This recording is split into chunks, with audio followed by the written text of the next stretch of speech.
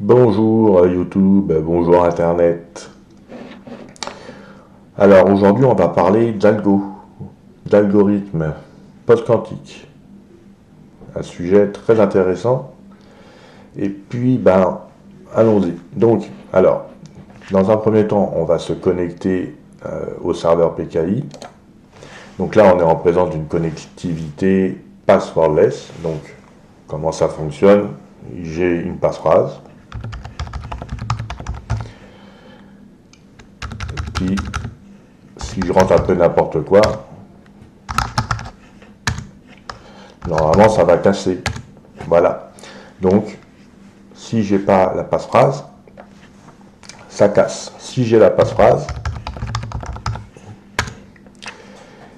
il me demande de confirmer ma présence, donc d'aller appuyer sur le bouton de la clé qui est branché sur l'ordi. Boum, ça fonctionne. Donc, je suis connecté. Donc là, on est sur une connectivité de type SSH entre ma machine physique et une machine virtuelle qui se trouve être un laboratoire sur lequel j'ai déployé un PKI. Ce PKI, il est post-quantique, hybride. D'accord. Donc il englobe les algorithmes post-quantiques, donc les ML, DSA et puis plein d'autres. Mais aussi il supporte tout ce qui est RSA, EDSA, etc. Il est hybride. Pour pouvoir faire fonctionner ce PKI là, ce que j'ai fait, je me suis basé sur du bash et j'ai codé un petit script que je vais rouler maintenant. Je suis rendu à la version 3. Donc c'est ça, V3 PKI hybride post-quantique. Ça me permet,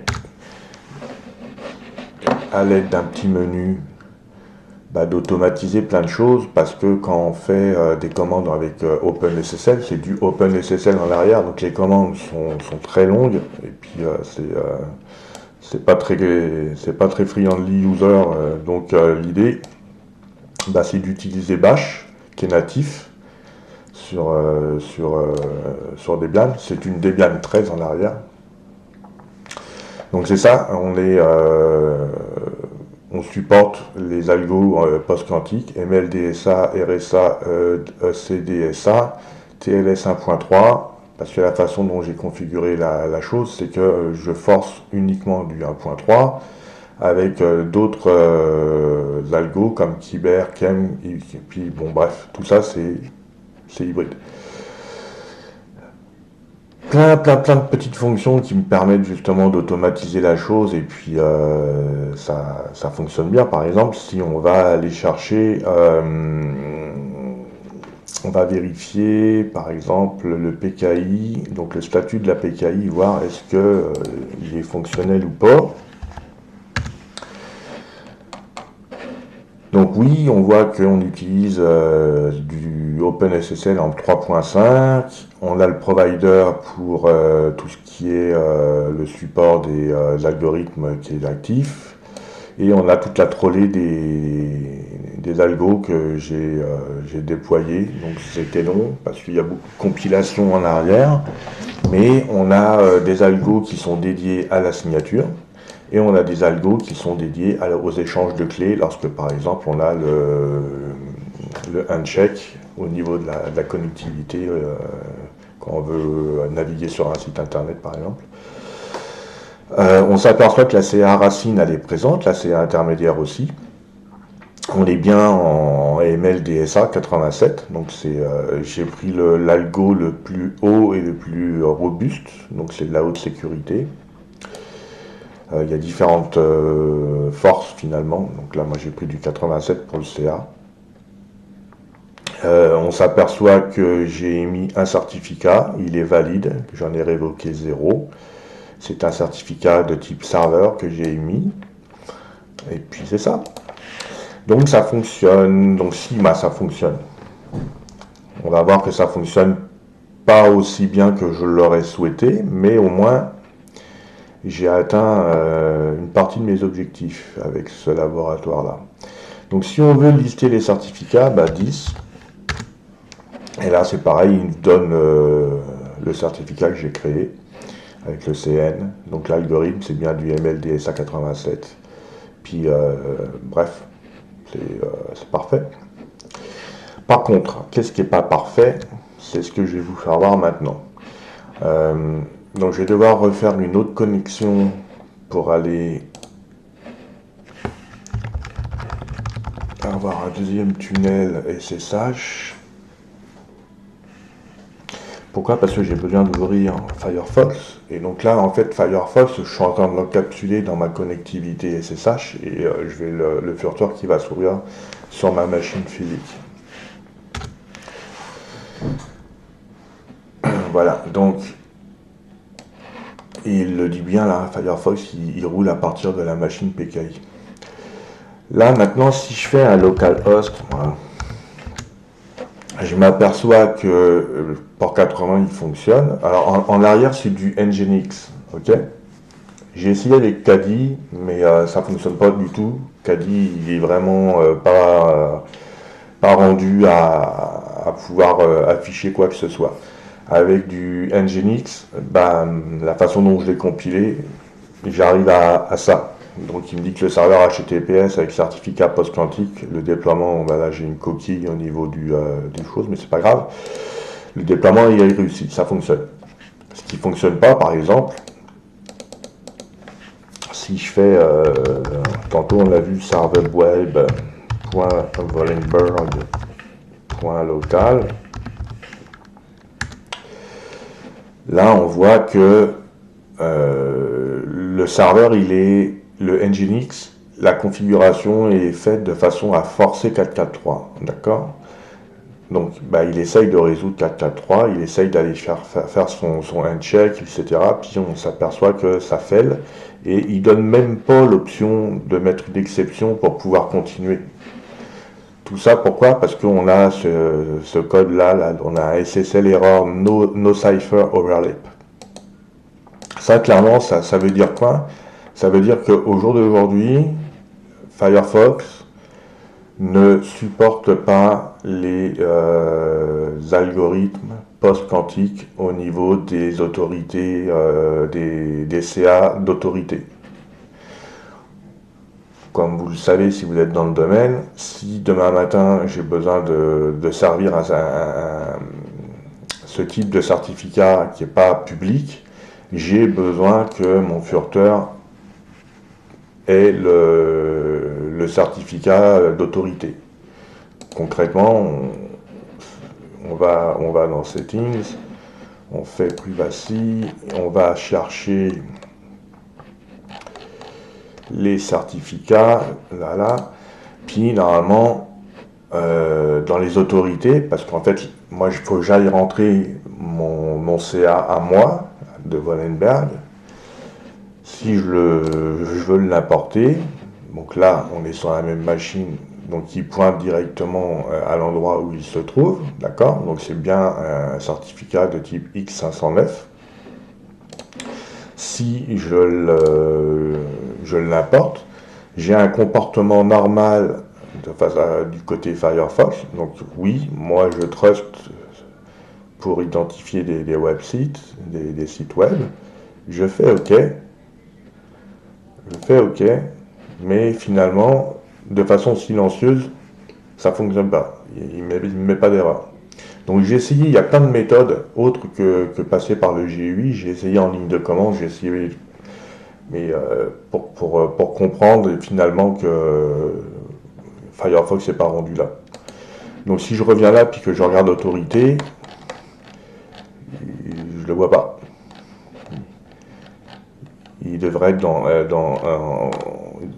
il devrait R quelque chose, mais il n'y a rien en fait.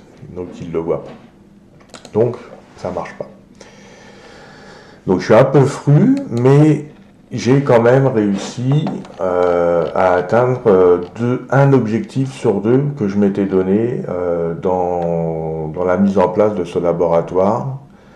Le premier, c'était de trouver la recette pour une transition vers des technos de type post-quantique. Donc maintenant, c'est connu, je maîtrise, c'est reproductible, et puis je sais comment ça fonctionne, j'ai compris la mécanique.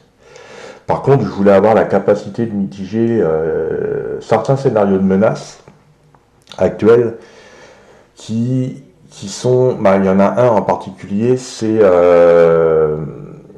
sauvegarder maintenant, déchiffrer plus tard.